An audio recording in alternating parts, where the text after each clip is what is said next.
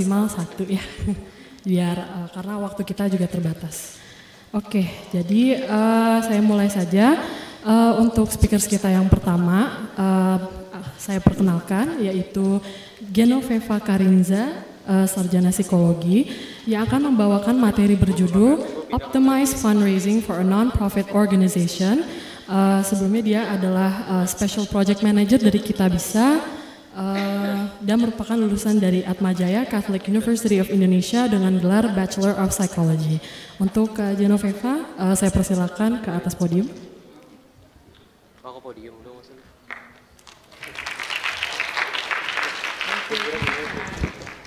Oke, sebelumnya selamat siang semuanya. Semoga semua dalam keadaan baik, sehat, dan pastinya happy ya. Senang banget juga hari ini Geno boleh ada di sini. Kita bisa berdiskusi sama-sama dan untuk sesi hari ini Geno akan banyak membahas tentang bagaimana sih kita memaksimalkan atau melakukan optimasi terhadap penggalangan dana gitu ya. Kenalan dulu sama aku, mungkin sambil slide-nya. Kakak boleh dibantu?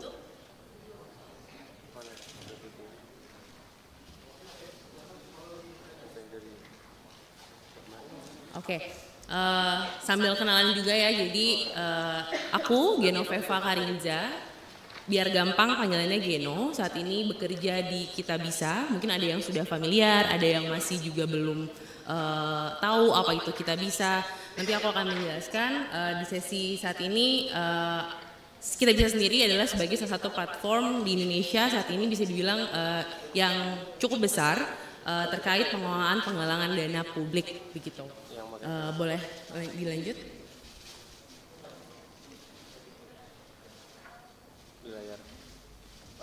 Oke, nah kalau untuk Geno sendiri sebenarnya banyak proyek-proyek yang saat ini dilakukan di Kitabisa.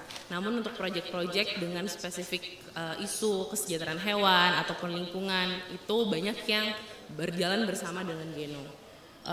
Kalau di slide-nya mungkin bisa di next, itu ada beberapa foto-foto kegiatan yang sudah sempat dilakukan, yang mostly ada akunya ya di situ ya. Yang di atas kita bekerja sama public figure, kalau teman-teman tahu Kak Ariel Tatum ya.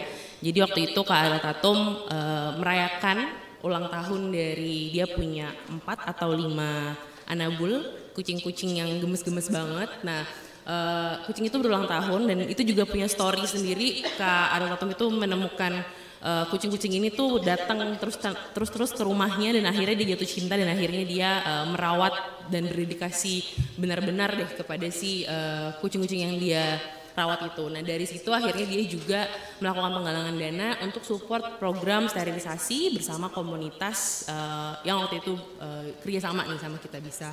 Lalu itu juga kegiatan steril yang dilakukan di Bogor sama komunitas Bogor. Ini salah satu kunjungan Geno ke shelter yang ada di Tangerang. Kalau yang di bawah itu kegiatan kerelawanan bersama publik ya untuk kita belajar mengenai ekosistem dan keberadaan dari elang. Jadi itu di konservasi elang. Sedangkan yang di tengah itu ngobrol sama Dr. Mary yang akhirnya bisa membawa Geno ke sini dan berbagi cerita juga sama teman-teman sama Bapak Ibu sekalian di sini. Boleh next. Kalau ngomongin tadi ya Kitabisa. Kalau sekarang kan segalanya sudah dimudahkan dengan adanya digitalisasi. Transportasi yang tadinya kita harus ke pangkalan, kita harus cari taksi ke satu tempat, sekarang semuanya sudah dimudahkan dari handphone aja kita sudah bisa langsung mendapatkan alat transportasinya.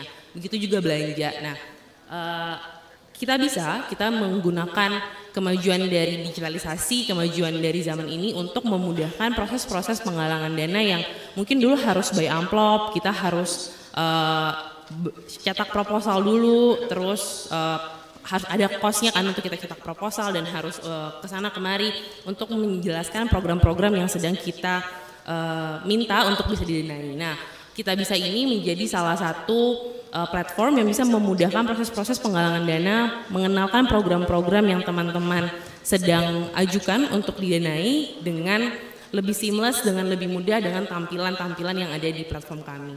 Nanti mungkin bisa ada contoh-contohnya, oh ya mungkin ini salah satunya ya tampilan, ada aplikasinya, ada websitenya. Jadi kalau ini ada beberapa contoh waktu itu sama, saat ini masih jalan juga, ada galang dana dari Jakarta Animal Aid Network, terus ada komunitas dari Bali, Bukit Stray Dogs juga. Nah itu ada di dalam aplikasi untuk kita bisa tahu nih program mereka apa, kebutuhan mereka apa, progres mereka juga apa dari penggalangan dana yang mereka lakukan. Boleh di next. Sedikit lagi juga tentang kita bisa sebagai penggalangan dan platform penggalangan dana, kita juga pastinya terus mendapatkan izin gitu ya, baik dari Kemensos, dari Basnas, dan sertifikat dari ISO juga, serta secara tahunan itu akan diaudit oleh lembaga-lembaga yang pastinya kredibel dari angkutan publik gitu. Dan kita juga sudah ada dari tahun 2013. Boleh di next Kak? Oke. Ini sedikit tampilan dan mungkin aku bisa bilang peran dari platform Kita Bisa ya. Kalau yang di kiri ini salah satu kategori-kategori yang ada di platform, di aplikasi maupun di websitenya gitu. Ada rangkaian kategori-kategori yang pastinya kalau relate dengan hari ini adalah isu menolong hewan. Jadi kalau teman-teman buka aplikasinya, buka websitenya, teman-teman bisa ke bagian search dan masuk ke kategori menolong hewan. Itu akan ada banyak sekali campaign-campaign, isu-isu yang relate dengan kesejahteraan hewan. Program-program yang sudah dilakukan secara baik itu oleh yayasan, komunitas, ataupun individu yang fokusnya adalah untuk isu-isu menolong hewan. Nah, untuk Kita Bisanya, kami platform gitu ya, yang mana,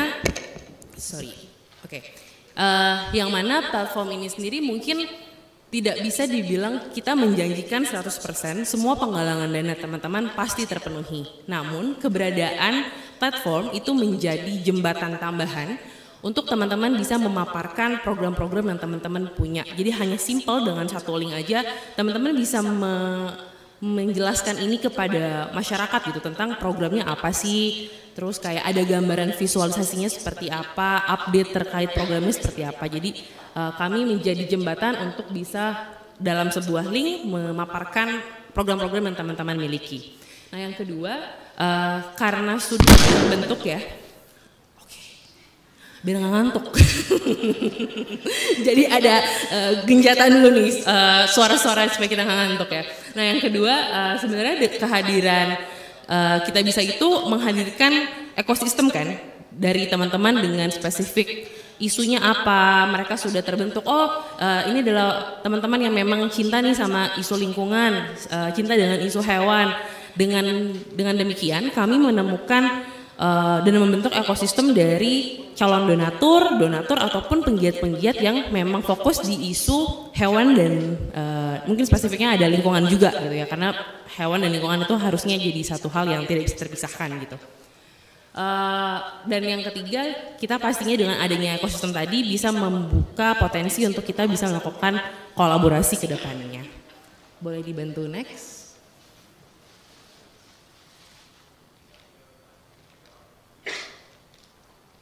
Oke, nah ini ada beberapa bentuk kerjasama yang ketika teman-teman menjadi bagian dari ekosistemnya Kita Bisa. Yang pertama kita punya berbagai program gitu ya. Salah satunya mungkin kalau nanti bisa dicari tahu gitu ada namanya Voluntrip. Voluntrip ini kegiatan untuk kita bisa mengajak publik terlibat dalam program-program kami. Nah, ketika kita menjadi ekosistemnya Kita Bisa, komunitas dari teman-teman, programnya teman-teman itu sangat mungkin menjadi bagian dari kolaboratornya program-program yang ada di Kita Bisa. Selain itu, kita juga bisa membuka kesempatan gitu ya untuk nantinya kerjasama sama ada brand, sama ada komunitas ataupun influencer, public figure yang memang punya isu yang sama gitu sama yang sedang teman-teman jalankan. Yang kedua, sebagai bentuk penyaluran sosial, mungkin ini lebih konkretnya turunan dari kolaborasi program tadi, karena Kita Bisa juga sudah punya flagship program, misalkan campaign untuk berbagi pakan ke shelter gitu. Nah, kalau teman-teman ada dalam ekosistem Kita Bisa, teman-teman itu sangat mungkin menjadi penyalur dari program yang sedang dilakukan.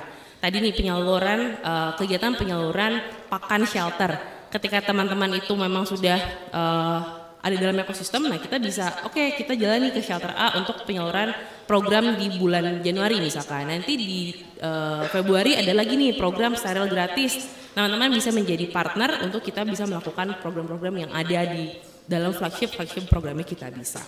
Dan yang utama sebenarnya adalah sebagai platform penggalangan dana, jadi teman-teman bisa menggunakan platform kami untuk mengoptimalisasikan kegiatan penggalangan dananya. Kita juga punya internal channel, jadi kita bisa bantu dengan adanya newsletter, push notif, ataupun menggunakan iklan-iklan yang kita bisa punya nih program-programnya yang bisa menjadi opsi dari teman-teman melakukan kegiatan itu. Boleh sambil di next. Oke. Nah, ini biar lebih dekat, lihat sebelah sini. Ini ada beberapa gambar gitu ya dari kegiatan-kegiatan bentuk kerjasama yang tadi Geno sudah sampaikan. Sambil menjelaskan, mungkin kalau teman-teman bisa mengakses link di bawah ktbs.in/animal-welfare. Di situ akan ada form, teman-teman bisa mengisi data untuk komunitas teman-teman. Kalau teman-teman di sini punya shelter juga, untuk kita jadikan database kita, dan untuk kalau kita sedang melakukan program-program, teman-teman bisa nih kita konekin dari program-program yang udah dijalankan sama teman-teman kita bisa. Kalau yang di sana ini turunan dari program Voluntrip ya. Ini di atas kita sedang main ke Jaan waktu itu, ngajak publik juga untuk melakukan kegiatan bersih-bersih shelter. Terus yang sebelahnya itu kegiatan steril juga bersama publik. Terus yang di bawah itu kita sedang belajar di konservasi kunang-kunang yang ada di Bali. Yang di bawah itu juga sedang belajar di konservasi elang. Nah, jadi ini jenis-jenis kegiatan yang pastinya kita tidak bisa berdiri sendiri ya. Kita bisa kembali lagi perannya adalah sebagai platform, tapi kita bisa menjadi jembatan dengan program-program yang teman-teman miliki untuk bisa jadi bagian dari kegiatannya.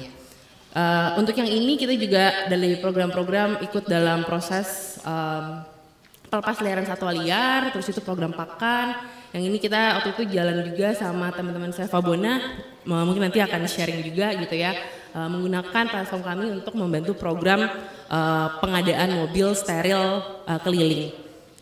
Ini juga salah satu penggalangan dana yang dilakukan sama ada namanya Kak Caroline gitu ya. Kak Caroline dia melihat kuda delman yang lewat di depan rumahnya, terus akhirnya dia memberanikan diri dan melakukan penggalangan dana dan akhirnya membuka peluang baru untuk bertemu sama Dokter Ade dan Stable yang akhirnya membantu memberikan bantuan pakan kepada kuda-kudanya sekaligus penyaluran dari penggalangan dananya untuk para kusir-kusirnya. Oke, boleh next. Oke, sambil di next lagi. Nah, spesifik ngomongin tentang penggalangan dana gitu ya, kita bisa punya fitur-fitur tadi, ada website dan aplikasi, ada pilihan kategori berdasarkan isu, transparansi dan juga kelengkapan data, serta adanya halaman fundraising. Nah, mungkin ini yang bisa teman-teman lakukan ketika teman-teman melakukan penggalangan dana. Hal yang bisa teman-teman optimalkan adalah dengan melakukan hal-hal ini nih. Boleh sambil di next. Sambil di next lagi aja. Oke, jadi ini ada tampilan yang ada di Kita Bisa. Ada siapa penggalang dananya, ada judulnya, ada donasi yang tersedia, ada target yang memang teman-teman butuhkan, ada berapa donasi yang terkumpul, serta update-update terkait kabar terbaru, pencairan dananya sudah ada berapa, dan fitur fundraising. Ini mungkin sambil aku jelasin di next.